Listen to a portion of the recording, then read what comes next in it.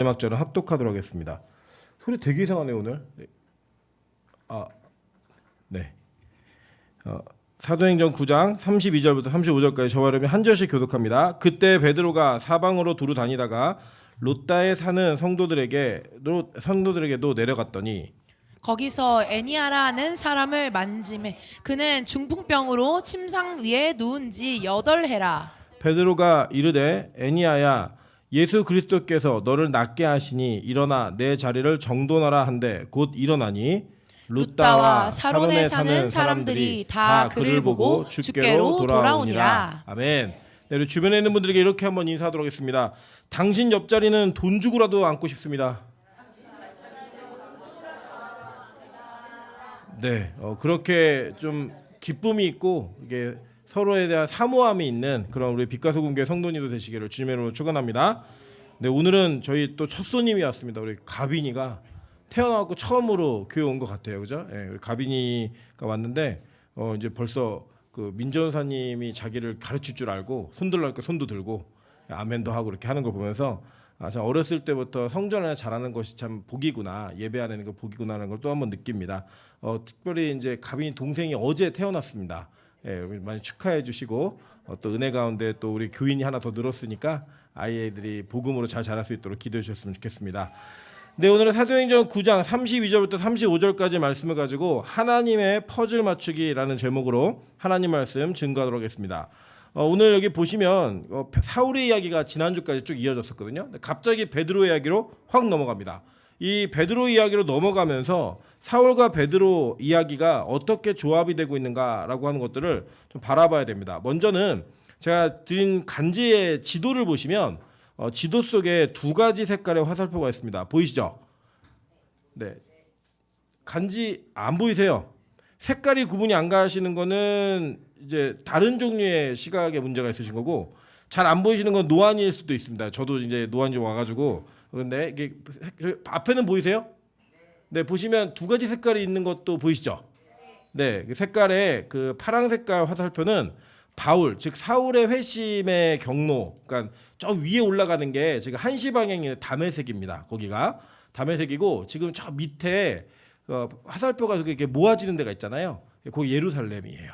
그래서 이제 거기 다메섹에 갔다가 이제 거기서 이제 눈이 안 보이게 되죠. 아나니에게 기도를 받고 도망와 가지고 다시 예루살렘으로 내려왔다가 그가 거기에 계속 머물지 않았습니다. 머물지 않고 어디로 갔냐면 30절 보시면 그 9장 30절 보시면 형제들이 알고 가이사라로 데리고 내려가서 다소로 보내니라라고 얘기해요. 그죠?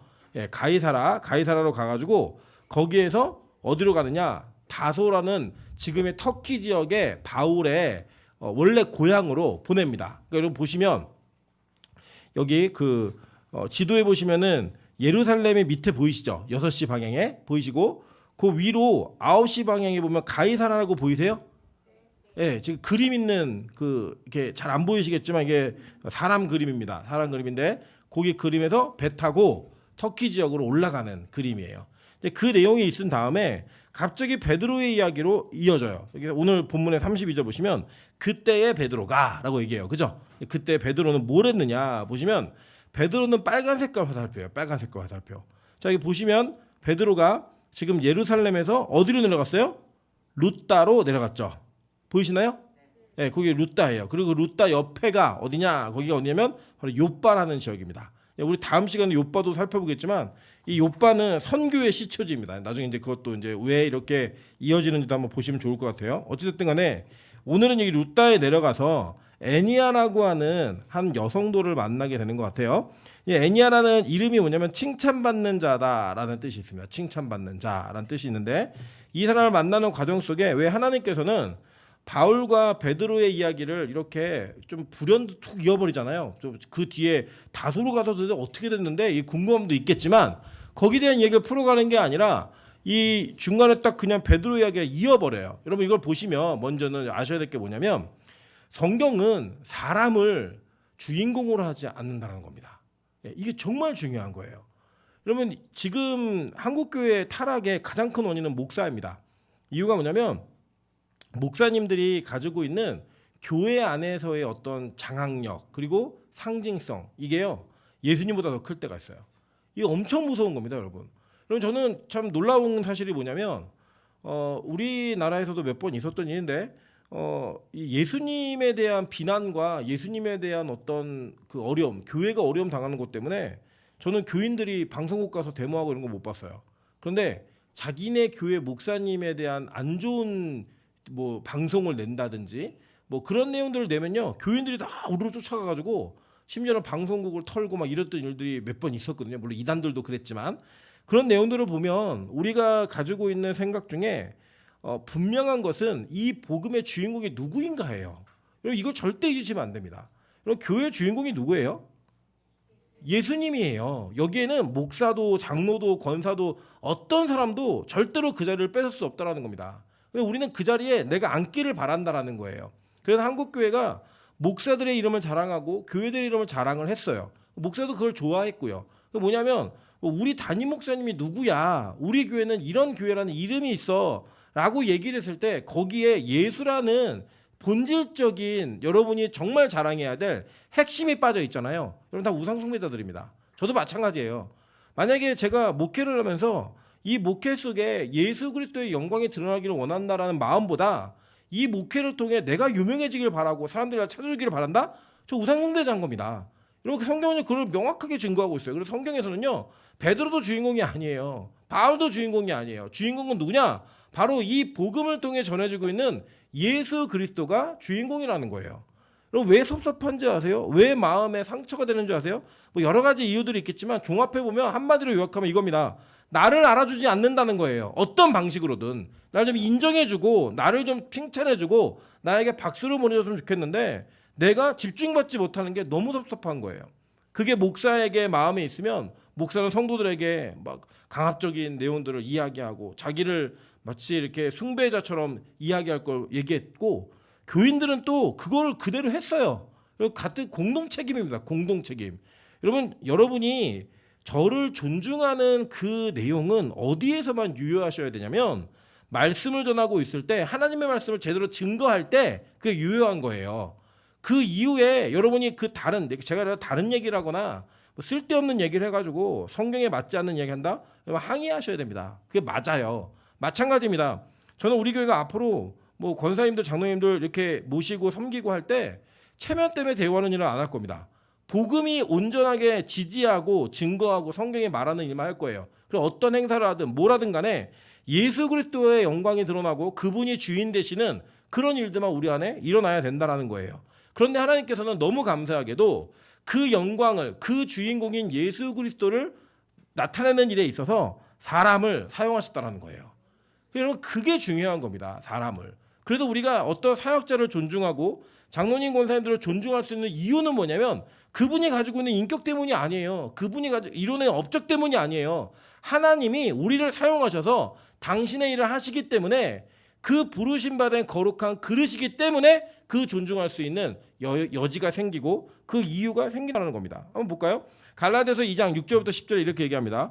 유력하다는 이들 중에 본래 어떤 이들인지 내게 상관없으며 하나님은 사람을 외모로 취하지 아니하시나니 저 유력한 이들은 내게 의무를 더하여 준 것이 없고 도리어 그들은 내가 무할례자에게 복음 전함을 맡은 것이 베드로가 할례자에게 맡은과 같은 것을 보았고 베드로에게 역사하사 그를 할례자의 사도로 삼으시니가 또한 내게 역사하사 나를 이방인의 사도로 삼으셨느니라. 또 기둥같이 여기는 야고보와 게바와 요한도 내게 주신 은혜를 알므로 나와 바나바에게 친교를 악수하였으니 우리는 이방인에게로 그들은 할례자에게로 가게 하려 함이니라. 다만 우리에게 가난한 자들을 기억하도록 부탁하였으니 이것은 나도 본래부터 힘써 행하여 왔노라 라고 얘기합니다. 이렇게 갈라디아서 2장 6절부터 10절에 얘기하고 있는 이 내용이 야 우리도 주인공이야 너네도 주인공이야 이 얘기예요? 잘 읽어보세요. 그 얘기가 아니에요. 무슨 얘기냐면 하나님이 복음이라는 걸 전하기 위해서 그것이 나타나는 데 있어서 나와 바나바는 이방인들의 사도로 세웠고 저들은 할례자들 즉 유대인들의 복음 전하는 사람들로 세웠다라는 거예요. 그럼 결국 주인공은 누군 거예요? 복음이 주인공이고 예수가 주인공인 거예요. 그걸 위해서 필요하게 부르심 받은 자들 그들을 세웠다라고 얘기하는 겁니다. 그리고 우리는요 하나님의 부르심 속에 하나님의 복음을 나타내기 위한 도구와 사명자로서 하나님의 부르심을 입은 자들인 거예요. 그래서 그것으로 의미가 있는 것이지 우리 자신 자체가 원래 본래적으로 의미 있는 자들이 아니라는 겁니다. 그래서 여러분 우리 뭐라고 얘기해요? 우리 스스로가 죄인이라고 고백하잖아요. 죄인의 가치가 어디에 있습니까? 우리 실제로 이 땅에서 윤리 도덕의 죄를 지은 자들에게 많은 편안함을 제공하는 것 갖고도 논란의 여지가 많잖아요. 뭐 인권이다 이런 거 얘기하는데 그럼 피해자의 인권은 어디 있느냐? 왜 내가 낸 세금 갖고 저들 밥 먹이냐? 여러 가지 얘기들 많이 하시잖아요. 그죠? 죄인은 그 정도의 논란이 될 만한 값어치의 사람들인 겁니다. 그리고 저와 여러분의 원래 본래적 값어치가 어디 있어요? 우리는 누구 앞에 죄인이에요? 하나님 앞에 죄인이라고요. 근데 어떻게 우리에게 값어치가 있겠어요? 우리에게 값어치가 있는 것은 우리에게 예수라는 보배가 담겼기 때문에 우리에게 예수께서 주신 사명이 부여됐기 때문에 값어치가 있는 존재들이 되는 겁니다. 저와 여러분이 그렇게 살아가는 존재들인 거예요. 그런데요, 하나님은 그 값어치 속에 뭘 담겨놓냐면 각자의 색깔을 담아놓으셨다는 거예요. 각자가 자기에게 맡겨진 일을 감당하게 하신다는 거예요. 디모데전서 2장 7절에 바울은 자기 영적 아들 디모데에게 이렇게 얘기합니다.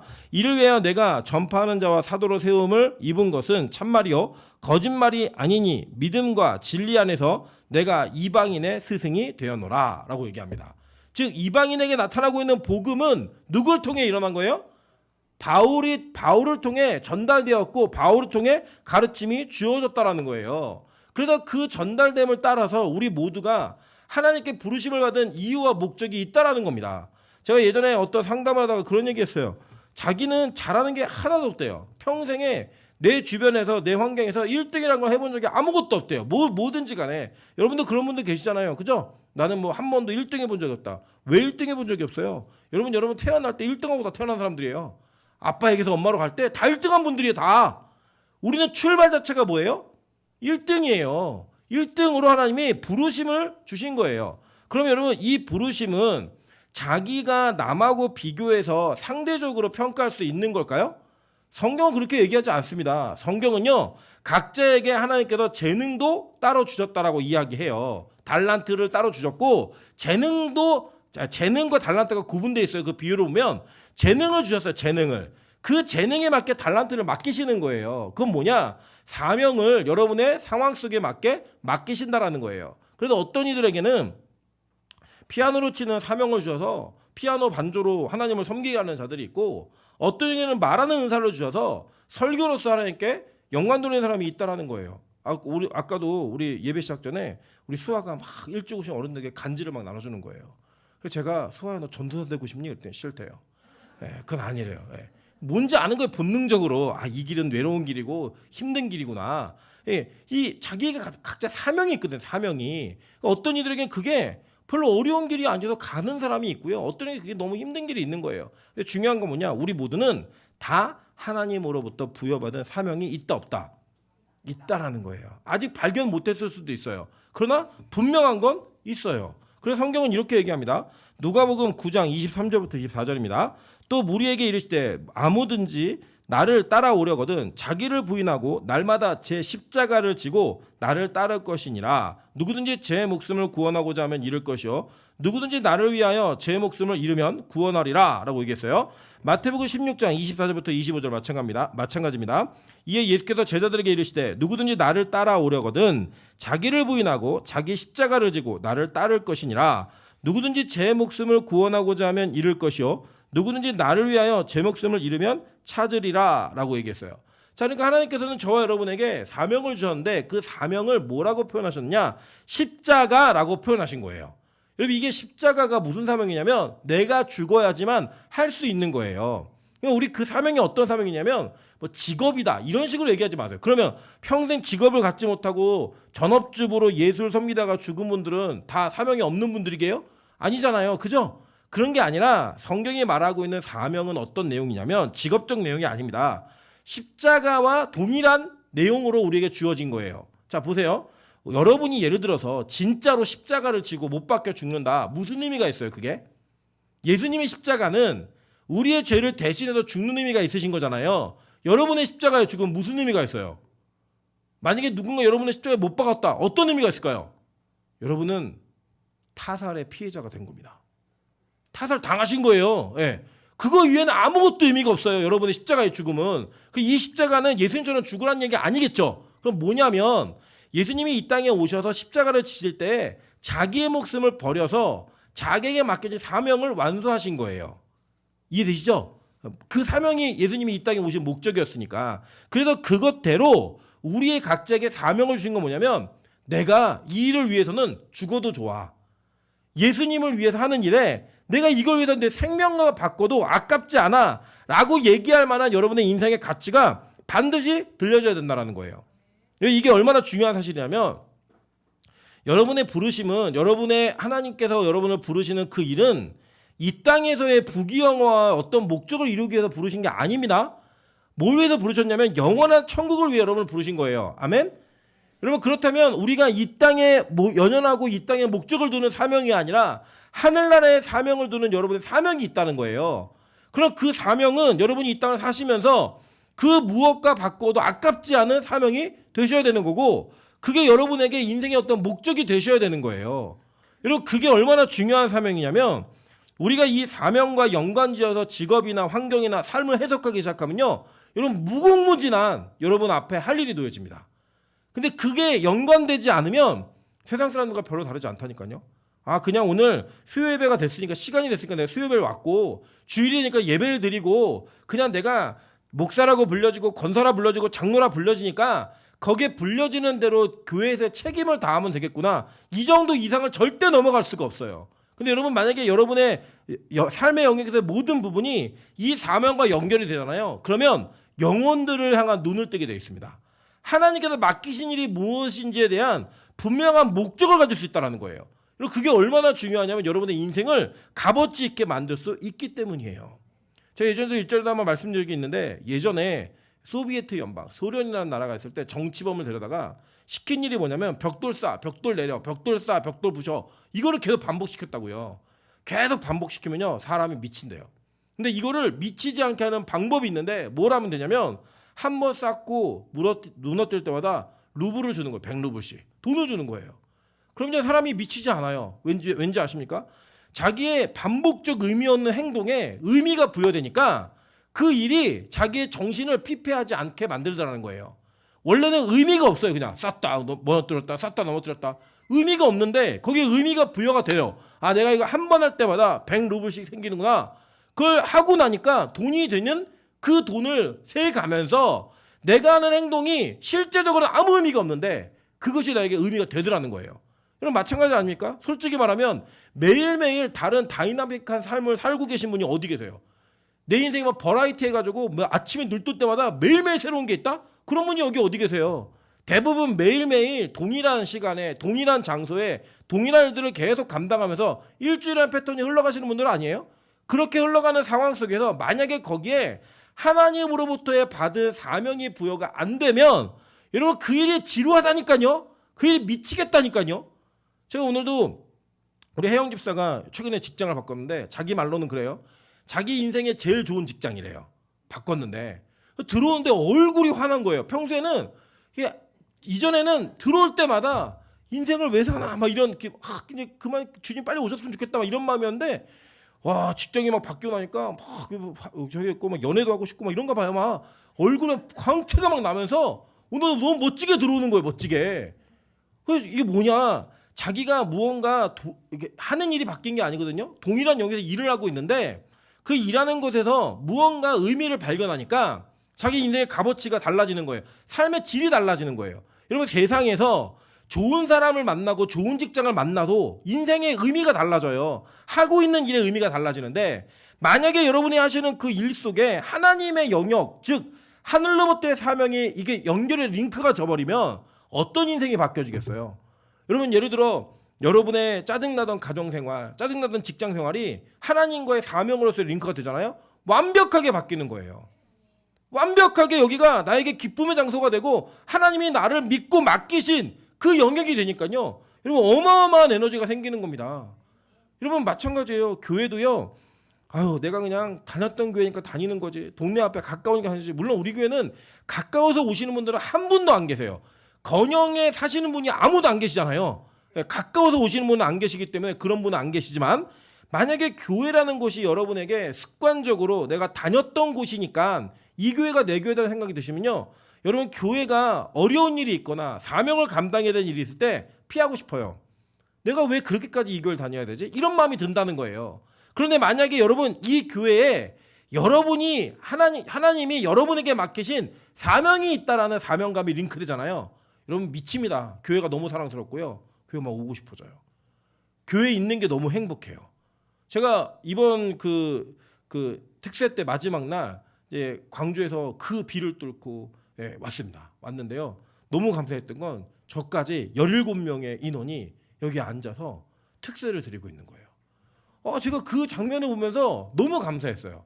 제가 뭐 이거 목사가 온다 안 온다 몰라도 그냥 오시는 거예요. 와서 예배를 드리신 거 그 비 속에 그 비를 뚫고 기차가 어둠을 헤치고 그는 은하철도 9분 달렸지만 우리 빛과 소금은 비를 뚫고 달리는 거예요. 비를 뚫고 모여서 그 예배를 드리고 있는 장면 속에 여러분 누가 시켰어요? 여러분 누가 벌금 내렸어요? 아니잖아요. 그냥 스스로 우리 교회에 매일 예배가 있고 이 특별 새벽 기도가 우리 교회가 해야 되는 예배라고 생각을 하니까 그 자리에 앉아 계신 거예요. 저는 그걸 보면서 이제 드디어 하나님이 빛과 소금교회 일하기 시작하셨구나. 빛과 소금교회에 하나님이 복을 주시기 시작하셨구나. 저는 그게 우리 교회에게 주신 사명이라고 생각합니다. 하나님은요 우리 모두의 각자에게 그렇게 맞게 부르시는 은혜가 있어요. 디모데후서 2장 20절부터 21절 보겠습니다. 큰 집에는 금그릇과 은그릇뿐 아니라 나무그릇과 질그릇도 있어 귀하게 쓰는 것이 있고 천하게 쓰는 것도 있나니 그러므로 누구든지 이런 것에서 자기를 깨끗하게 하면 귀히 쓰는 그릇이 되어 거룩하고 주인의 쓰임에 합당하며 모든 선한 일에 준비함이 되리라 라고 얘기합니다. 여러분 이 본문을 보시면 금그릇, 은그릇, 나무, 질그릇 뭐 이렇게 막 다 집중을 해요. 나는 무슨 그릇이지? 쟤는 무슨 그릇일까? 뭐 이런 거 되게 궁금해요. 여러분 디모데에게 바울이 했던 이 내용의 핵심 뭔지 아십니까? 너희들 깨끗하게 돼서 귀히 쓰는 그릇이 돼 이거예요. 여러분 그거 아시죠? 예전에 그 서해 바다에서 그 어부들이 금을 던졌는데 막 그릇이 막 올라온 거예요. 그릇이 막 올라왔고 이 그릇을 보고 이거 그 바다에서 건진 그릇이니까 개밥 그릇이나 쓰자 그러고 개밥 그릇 막 쓴 거예요. 나중에 그거를 이제 역사학자들이 보니까 고려청자를 갖다가 개밥 그릇을 쓰고 있었던 거예요. 여러분 보세요. 고려청자 여러분 집에 하나라도 있으면 어마어마한 일이 벌어지겠죠. 그게 얼마나 집에 귀한 과보가 되겠고 여러분에게 얼마나 가치 있는 그릇이 되겠어요. 근데 그 그릇을 값어치를 모르면 뭘로 쓰는 거예요? 개 밥그릇으로 쓰는 거예요. 여러분이 타고난 재능이 뭐 금그릇이다, 은그릇이다 그럴 수 있어요. 뭐 보면은 외모도 금그릇인 사람이 있고 나무그릇인 사람이 있고요. 머리도 두뇌도 금그릇인 사람이 있고 질그릇인 사람이 있어요. 제가 보면 절대적으로 똑똑한 사람이 있고요. 절대적으로 머리가 안 좋은 사람도 있어요. 그런데 성경은요. 좋은 그릇이 귀히 쓰는 그릇이라고 얘기하지 않아요. 성경이 말하는 좋은 그릇은 뭐냐면 깨끗하게 해서 귀하게 쓰임받는 그릇이 좋은 그릇이라는 거예요. 이해되시죠? 그래서 여러분 저와 여러분이 맡은 사명이 얼마나 큰가 작은가 이걸로 비교할 필요가 없다는 거예요. 여러분 뭘 비교해야 되느냐? 내가 지금 쓰임받고 있는가? 이게 중요한 거예요. 아무리 뛰어난 재능이 있으면 뭐예요? 아무리 뛰어난 실력이 있으면 뭐예요? 깨끗하지 않아서 하나님이 사용하고 계시지 않다면 그게 무슨 그릇이에요? 얘는 깨끗하지 않으니까 저 오강으로 써. 금그릇인데 오강으로 쓰고 있어요. 좋으세요? 아니잖아요. 여러분 진짜 값어치 있는 인생은요. 자기 사명을 올바르게 깨닫고 그 깨달은 사명 속에 깨끗함 속에 사용받는 자가 은혜 있는 자라는 거예요. 그래서 여러분 때로는요. 우리가 원하는 대로 이 세상에 내가 가진 능력만큼 평가받지 못할 때가 되게 많아요. 제 친구 중에 진짜 능력 있는 친구가 있어요. 그러니까 뭐 이제 이렇게 컴퓨터 업계, 교육 업계도 굉장히 두각을 나타내는 책도 여러 권 쓰고 이런 친구가 있는데요. 제가 보면 그 친구는 항상 자기의 노력만큼의 이 땅에 명성과 이 부를 얻지를 못해요. 항상 너무 재능이 많은데 그게 안 돼요. 자기 스스로 알아요. 하나님을 자기가 100% 의지하지 않고 내 힘으로 살고 있다는 거예요. 하나님 보시기에는 우리가 볼 때는 너무 좋은 그릇인데 하나님 보시기에는 더 닦아야 되는 그릇인 거예요. 더. 여러분 저는 우리 빛과 소금교회가 닦는 예배가 있는 그런 은혜의 교회 되기를 주님으로 소망합니다. 무슨 그릇인지 중요하지 않다니까요. 깨끗한 그릇이 중요한 거예요. 질그릇에다가 두고요. 여러분 밥을 담으면 그 밥그릇이고요. 금그릇에다가 오줌을 담으면 오강이에요. 그게. 여러분 그게 우리에게 주고 있는 큰 의미를 깨달으셔야 됩니다. 내 사명의 문제를 깨닫고 내가 어떤 그릇인지를 알고 나를 깨끗하게 만들면 하나님 반드시 사용하세요. 청년 시기엔 이걸 알아가는 시기고요. 작년 시기에는 이것이 하나님 앞에서 이루어지는 시기예요. 일반적으로는. 근데 작년 분들 중에도 아직 내가 모르겠다? 괜찮아요. 하나님이요 언제 부르셔도 우리는 이상하지 않는 그 부르심만 있으면 돼요. 있으면 내 마지막 인생의 2년 3년만 주 앞에 헌신하고 가도요 그게 사명대로 사용받은 거라니까요. 그때와 시는 누가 하시니까? 하나님이 하시니까. 오늘 우리 가빈이 태어난 지가 언젠데 4살이 돼서 왔어요. 그 저만한 애를 그냥 낳을 수 있다면 몇 명 더 낳아도 될 것 같아요. 다 태어나서 온 거예요. 그냥 하나님이 언제 부르신 게 무슨 의미가 있어요? 와서 예배 드리는 그 순간 자체가 중요한 거예요. 우리에게. 마찬가지예요. 우리 배상기 집사님이 갑자기 목사 한 수 받겠다 할 줄 어떻게 알아? 우리가 모르는 일. 최영서 집사님이 갑자기 그러실 수도 있고 선교사로 가겠다고 막 승무사님 끌려가시고 이럴 수 있잖아요. 우리 몰라요. 그냥 하나님의 부르심만 있으면 돼요. 언제든지 쓰임 받기만 하면 된다고요. 여러분들이 여러분의 그릇을 잘 준비하셔야 돼요. 하나님은요 바울은 이방인의 사도의 그릇으로, 베드로는 할례자들 유대인들의 사도의 그릇으로 부르셨어요.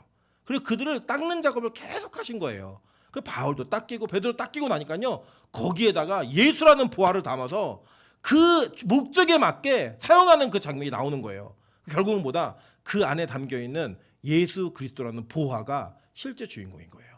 여러분 인생에 예수를 담으세요. 그 예수를 담음으로 말미암아 부르심에 맞는 목적대로 사용받는 은혜가 있기를 주님의 이름으로 축원합니다. 여기 보니까요 갑자기 베드로가 사방으로 두루 다니다가 룻다에 사는 성도들에게로 내려갔더니 이렇게 얘기해요. 이 룻다에는 아직 베드로가 뭐 전도를 그 전에 했다라는 이건 없어요.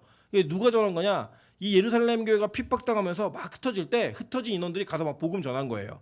그러니까 이곳에 복음이 들어가서 복음이 꼽히고 하는 게 베드로가 들어가고 바울이 들어가서 그런 게 아니라 그냥 복음 자체가 일을 한 거예요. 여러분 대한민국이라는 나라가 얼마나 하나님의 은혜가 풍성한 나라인지 아십니까? 대한민국에 첫 번째 선교사들이 들어왔을 때 너무 깜짝 놀랐어요. 왜 깜짝 놀랐냐면 들어왔는데 성경책이 이미 있는 거예요. 한국 땅에. 그게 호기심에 막 번역해오고 이런 거를 갖다 읽고 있는 거예요. 얼마나 깜짝 놀랐겠어요. 얼마나. 하나님이요 어떠한 특정한 선교사를 통해 이 땅을 부흥시켰다? 아니에요. 여러분 한국은요 이 성경이 먼저 들어왔어요. 누가 갖고 들어왔을까요? 우리 몰라요. 사실 그냥 역사적으로 확인된 몇 사람을 얘기하는 것 뿐이지 실제로 그들인지도 확실하지 않아요. 그런데 이 무명의 그리스도인들을 통해서 복음은 확장되더라는 거예요. 여러분 꼭 빛과 소금교회가 유명해질 필요가 있을까요? 전 그럴 필요 없다 생각해요. 임철 목사가 되게 유명해졌으면 여러분 좋으시겠어요? 아니요, 그럴 필요도 없어요. 뭐 안 좋을 건 없죠. 뭐 그냥 여러분은 동의하지 마세요. 저만 싫을 테니까.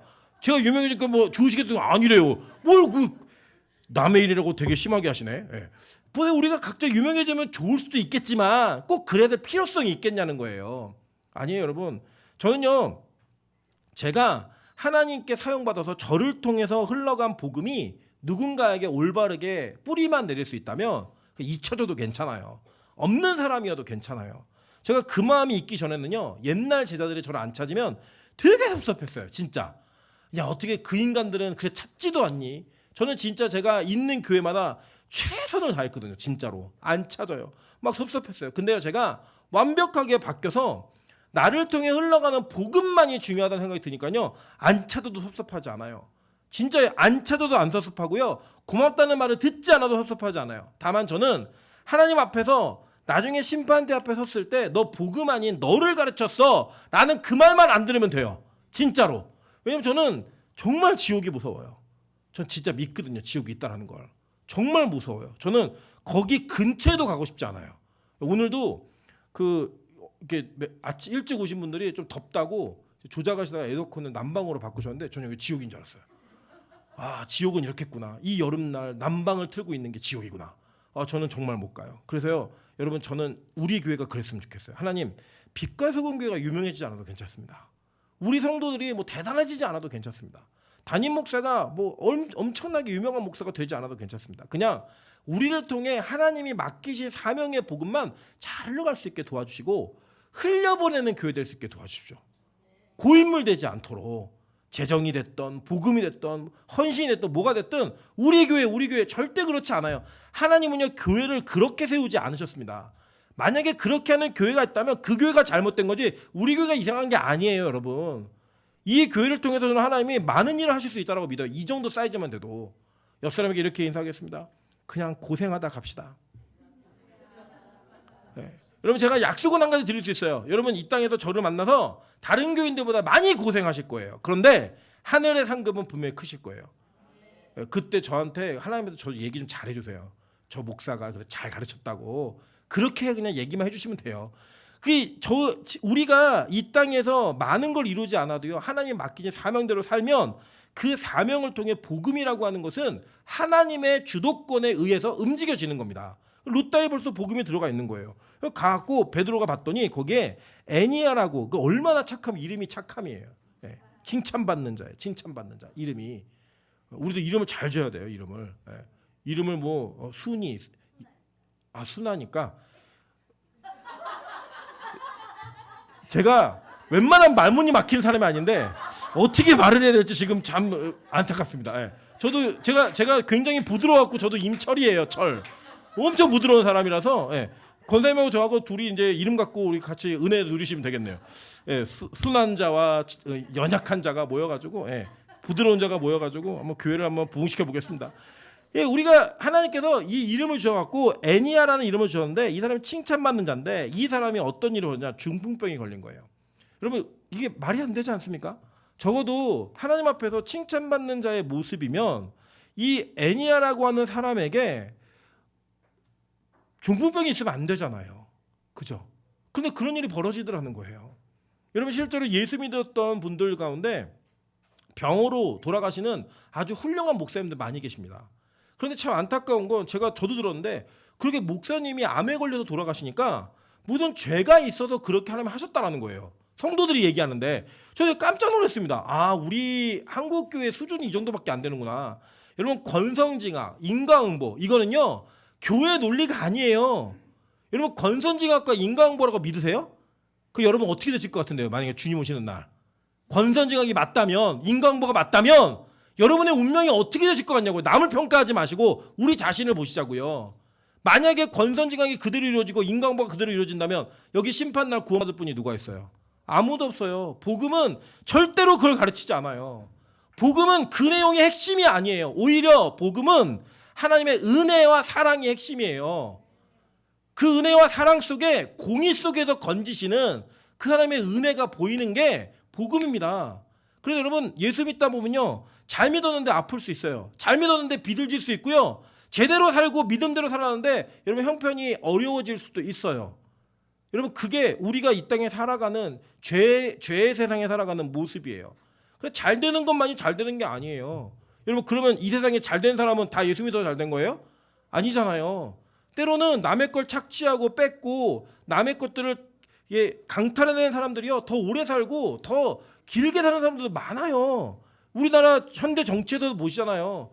막 사람들을 학살하고 막 이래도 대통령은 천수를 노리고 죽고 안 그랬던 사람들 일찍 죽는 분도 계시고 이런 거 보면 말도 안 되는 스토리가 우리 인생에 펼쳐져 있잖아요. 근데 여러분 믿으세요.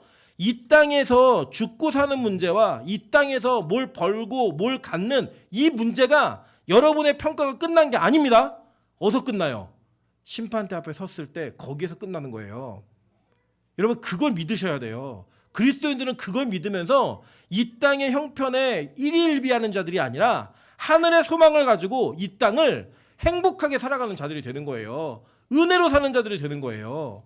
여러분 그래서 이 중풍병자가 애니아인데 이 애니아에게 하나님께서 어떤 은혜를 주셨냐면 뭐라고 했냐면 베드로가 애니아야 예수 그리스도께서 너를 낫게 하시니 일어나 내 자리를 정돈하라 한데 곧 일어나니 이렇게 얘기해요. 우리 이걸 보면요 우와 베드로가 대단한 능력이 있네 이렇게 보실 수 있어요. 근데 저는요 애니아가 훨씬 큰 능력이 있다고 믿어요. 왜 그러냐면 여러분 그 믿음은요 자기의 믿음으로 하나님 앞에 은혜와 긍휼을 입는 거예요. 베드로는 통로였던 거지 절대로 베드로가 능력이 있어서 구원받을 만한 믿음도 없고 구원받을 만한 계획도 없는데 그냥 이 사람이 낫는 게 아니에요. 왜 그러냐면 여러분 생각해 보실까요? 제가 이제 음식을 먹을 때 저는 항상 왼쪽을 이렇게 가지고 씹었어요. 왼쪽 이를 가지고 씹었는데 이 왼쪽에 금리발을 이렇게 치료를 받으면서 오른쪽으로 씹으라는 병원의 명령에 따라 순종하면서 이 오른쪽으로 씹기 시작한 게 그 치료 이후에 제가 20대 이후에 계속 오른쪽으로 음식물을 씹고 있어요. 잘 보시면 제 오른쪽 턱이 조금 더 발달했어요. 왼쪽보다. 이게 약간 삐뚤어져서 이쪽이 더 비대해요. 이게 강화돼 가지고. 사람이라는 게요. 습관이 내가 원래는 이쪽 턱으로 이쪽 이로 음식물을 섭취했는데 이게 치료받는다고 일로 옮겨서 그 시간이 오랫동안 좀 지나고 나니까 이 습관이 바뀌질 않아요. 노력해도 바뀌질 않아요. 여러분 8년 동안 만약에 여러분 중풍병자로 누워있다고 한번 생각해 보세요. 중풍이 뭔지 아시죠? 몸이 굳어서 못 움직이는 거예요. 그 중풍병으로 굳어있는 자가 못 움직이는 상태에서 8년을 살았는데 베드로가 뭐 대단한 것도 안 했어요. 뭐 와갖고 막 안차를 한다든지 막 머리를 붙들고 기도한다든지 이런 거 해가지고 얘 낫으니까 일어나라. 침도 좀 놔주고 이러면 너무 좋잖아요. 안 그래요. 뭐라고 얘기하냐면 가만히 서서 야 예수 그리스도께서 널 낫게 하시니까 일어나갖고 네 자리를 정돈해라. 그럼요 대부분은 뭐라고 얘기하냐면 나 못 일어나는데요. 나 중풍병자예요. 이렇게 얘기합니다. 여러분 서커스단에서 코끼리 훈련시키는 거 어떻게 훈련시키는지 아시죠? 애기 코끼리일 때 끊을 수 없는 족쇄로 채워놓으면요 그 코끼리가 돌아다니면서 그 반경을 벗어나지 못해요. 나중에는 얘가 습관이 되면요 이걸 풀러놔도요 그 말뚝이 박혀져 있는 반경을 못 벗어납니다. 벼룩도 마찬가지예요. 30cm밖에 되지 않는 그 상자에다 가둬놓잖아요. 계속 뛰다가 머리를 부대니까 안 뛰어요. 나중에 꺼내놔도요 못 떼요. 계속 그게 뛰고 있는 거예요. 그래서 여러분 이 애니아는 8년 동안 움직이지 못하는 중풍병 환자였는데 베드로가 야 너 일어나갖고 자리 좀 정돈해. 그랬더니 벌떡 일어나더니요 그걸 정돈해요. 이게 뭐예요? 믿음이에요. 여러분 빛과 소금 교회가 저는 이 하나님 앞에서의 믿음이 있기를 소망합니다.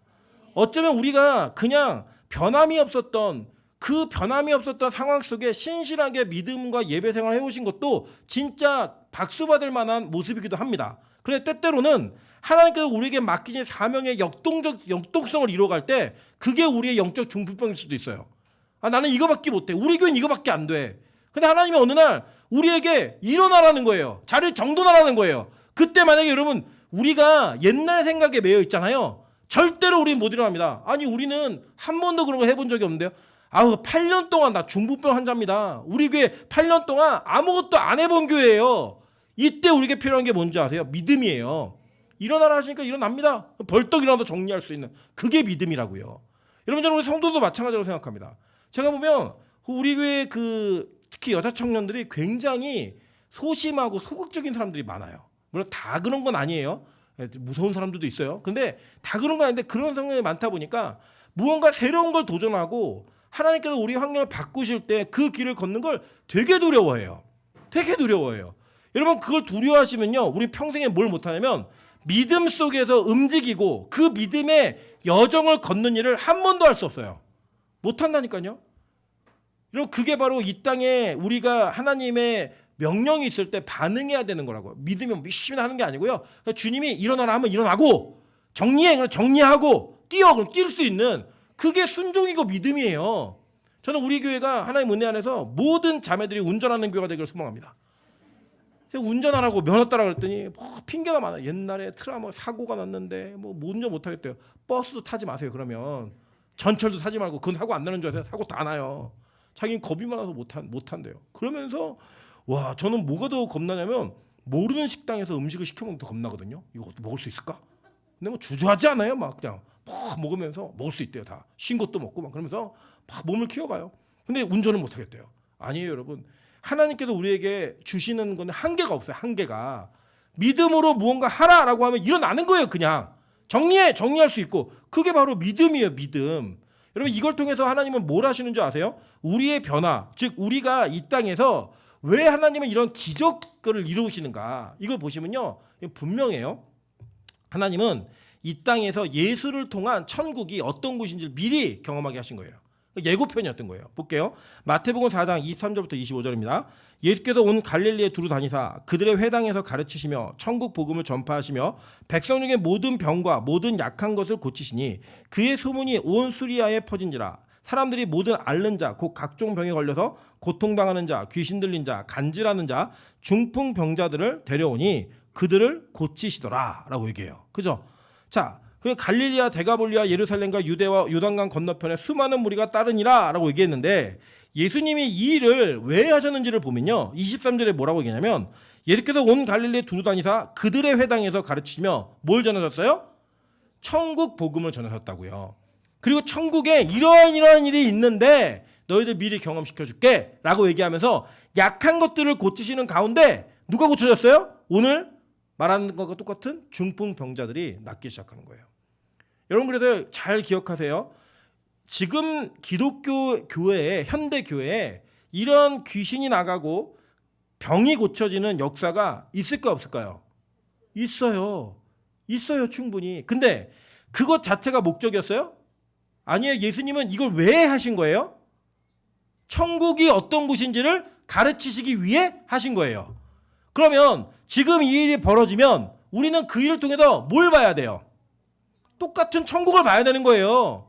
예수님이 오셔서 하신 일과 성령님이 오셔서 하신 일 똑같은 일이잖아요. 그 일을 통해 뭘 봐야 되면 천국을 봐야 되는 거예요.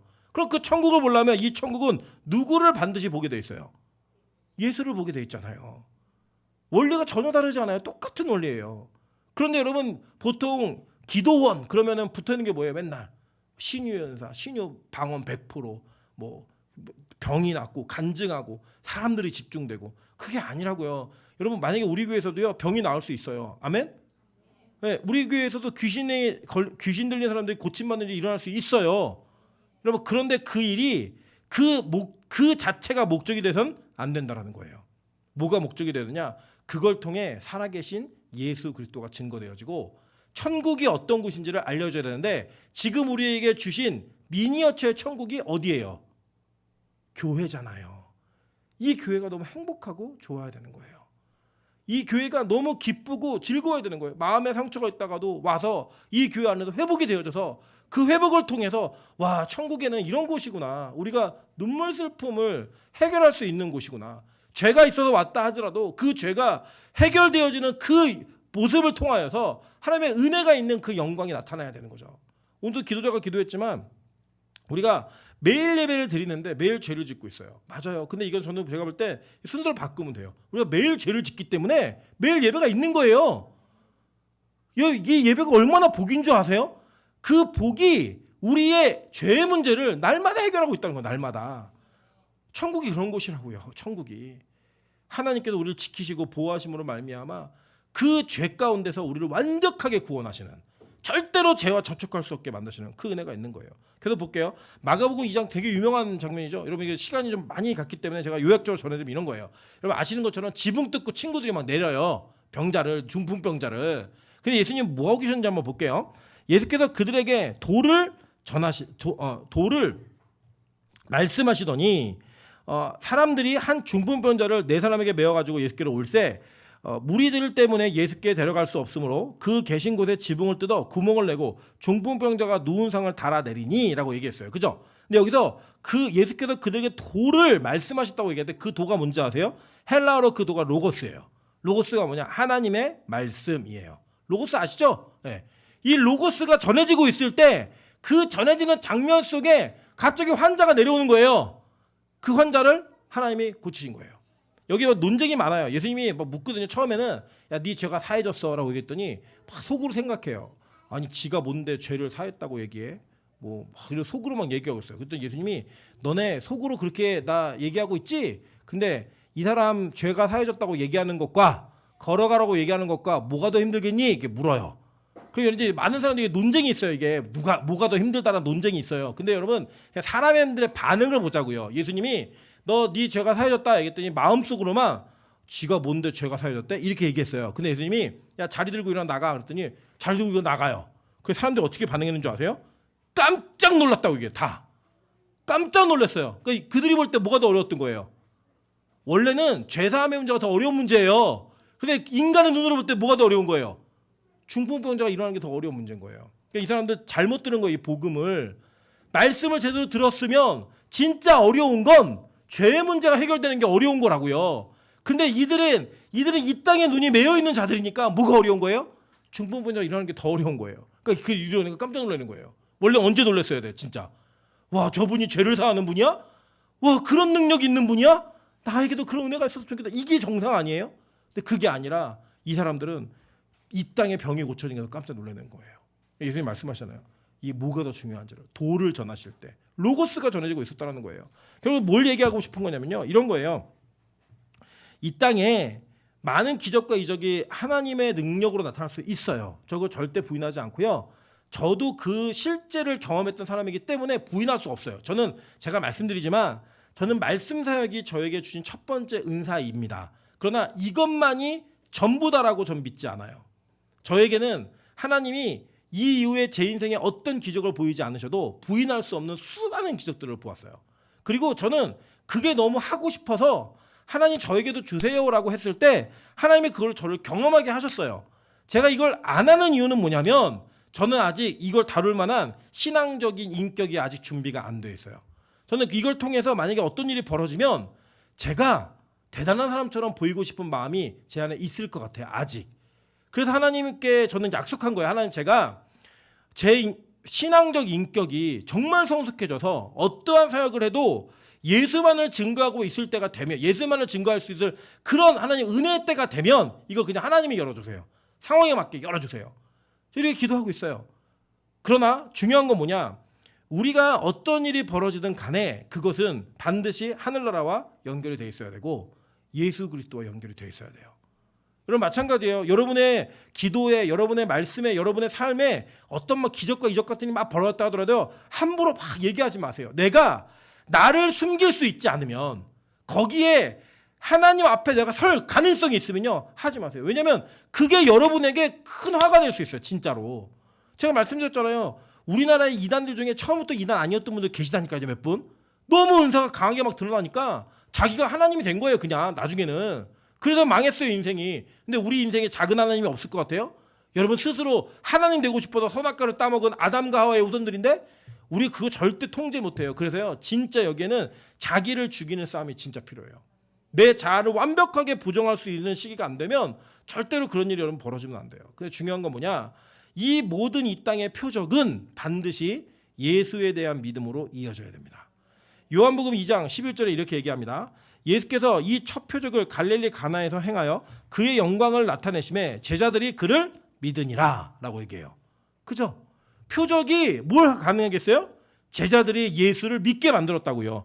요한복음 20장 30절부터 31절입니다. 이거 아예 그냥 요한복음 책에 기록의 목적이 쓰여져 있어요. 볼게요. 예수께서 제자들 앞에서 이 책에 기록되지 아니한 다른 표적도 많이 행하셨으나 오직 이것을 기록함은 다 읽겠습니다. 시작.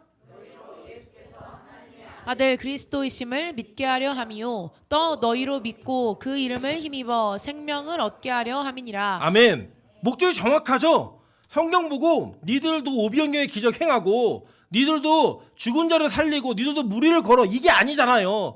이거 왜 소개하는지, 아니 이걸 보면 예수님이 하나님의 아들이심을 내가 확실하게 증거하기 위해서 이거 쓴 거야. 이거 믿고 뭐 하라고요?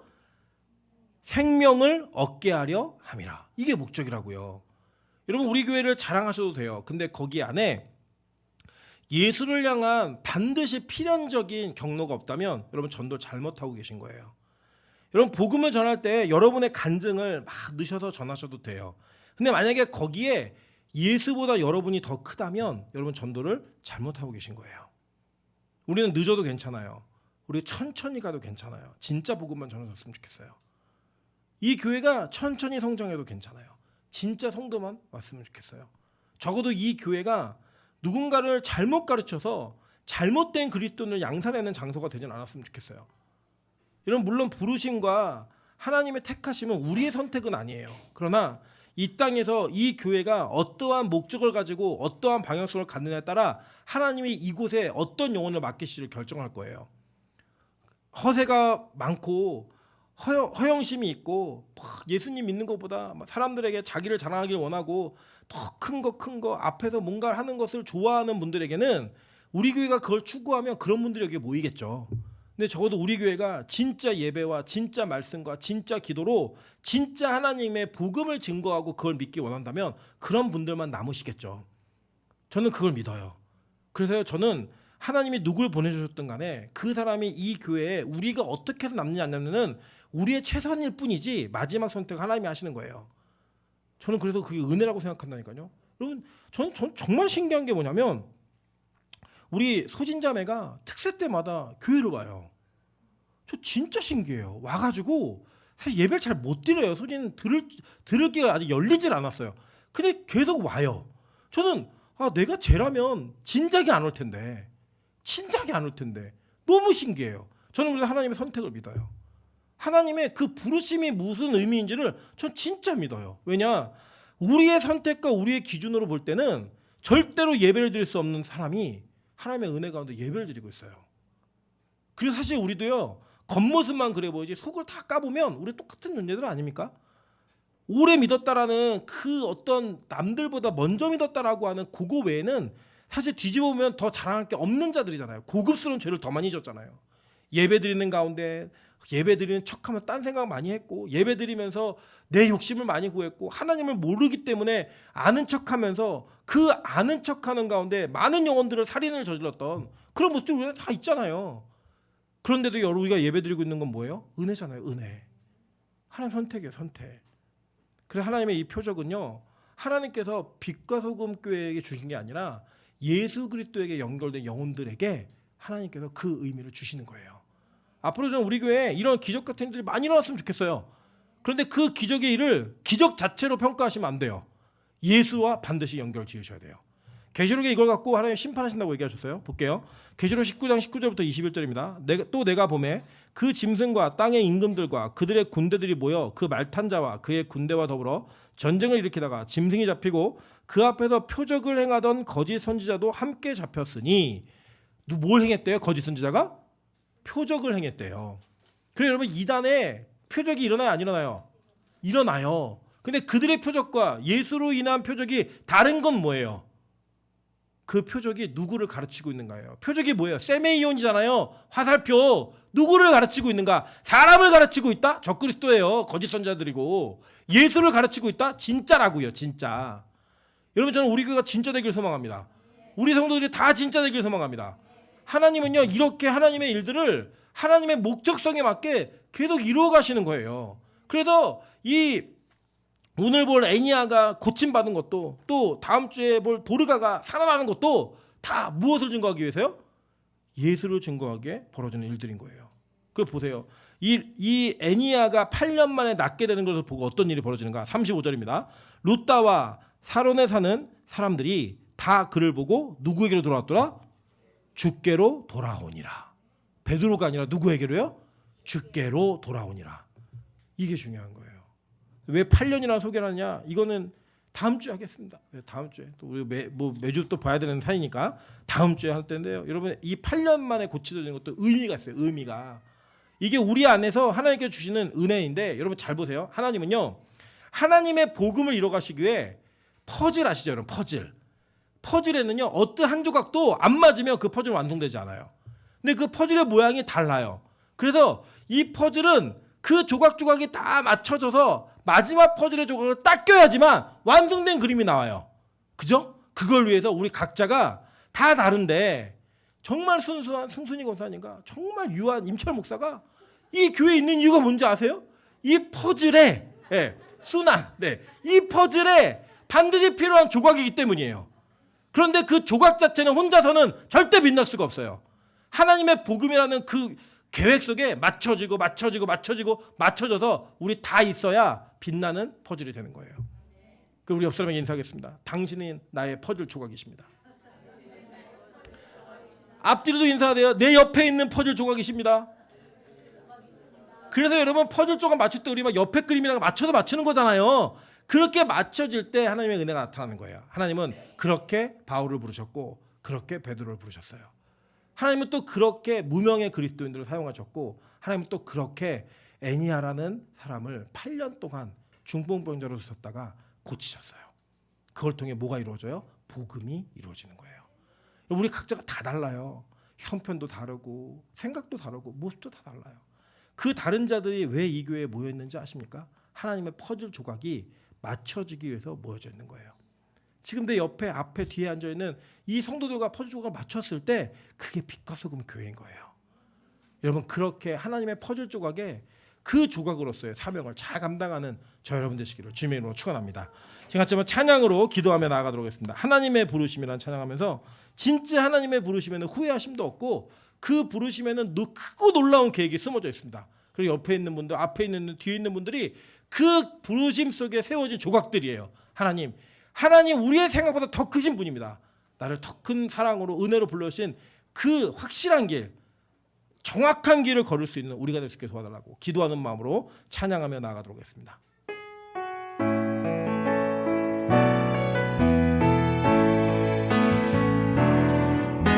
하나님의 부르심에는 후회하심이 없네. 내가 이 자리